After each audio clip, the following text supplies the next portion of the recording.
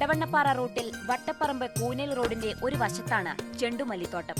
2500 hybrid തൈകളാണ് ഇവിടെ നട്ടത്. ഇപ്പോൾ പൂക്കൾ വിളവെടുപ്പിന് പാകമായി നിൽക്കുന്നു. വട്ടപ്പറമ്പ് പരുത്തിനിക്കാടൻ അബ്ദുൾ റൌഫിന്റെ ഭാര്യ ഹസീന കഴിഞ്ഞ 13 വർഷമായി കൃഷിരംഗത്തുണ്ട്. കഴിഞ്ഞ വർഷവും ചെണ്ടുമല്ലി കൃഷിയിറക്കിയിരുന്നു.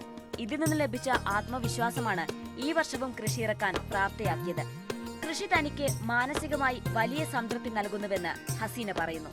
ചെണ്ടുമല്ലി നമ്മൾ തുടങ്ങിയത് ഇത് 2ാമത്തെ വർഷമാണ്. പക്ഷേ മെയിനായിട്ട് ഇതിൽ നിന്ന് നമുക്ക് മാനസികോല്ലാസമാണ് നമുക്ക് കിട്ടുന്നത്. മനസ്സിനുള്ള ടെൻഷനും കാര്യങ്ങളും എന്തുണ്ടെങ്കിലും നമ്മൾ ഈ ഒരു കൃഷിത്തോട്ടത്തിൽ വരികയാണെങ്കിൽ അത് നമുക്ക് മാറിക്കിട്ടും. അതാണ് ഇതിൽ മെയിനായിട്ടുള്ള ഒരു സന്തോഷം. പിന്നെ ആളുകൾക്ക്, നമ്മുടെ നാട്ടിലുള്ള ആളുകൾക്ക് തന്നെ ജൈവ രീതിയിലുള്ള പൂക്കൾ ഇടാനുള്ള ഒരിത്.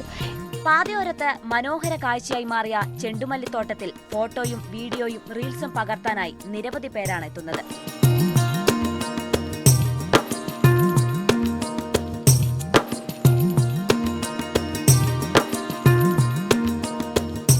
മികച്ച വനിതാ കർഷകയ്ക്കുള്ള കൊണ്ടോട്ടി കൃഷിഭവന്റെ പുരസ്കാരം ഹസീനയ്ക്കും ഏറ്റവും നല്ല കുട്ടി കർഷകർക്കുള്ള പുരസ്കാരം മക്കളായ മുഹമ്മദ് അഷ്മിൽ, മുഹമ്മദ് അഹ്സിൻ എന്നിവർക്കും ലഭിച്ചിട്ടുണ്ട്. മീഡിയ 1 മലപ്പുറം.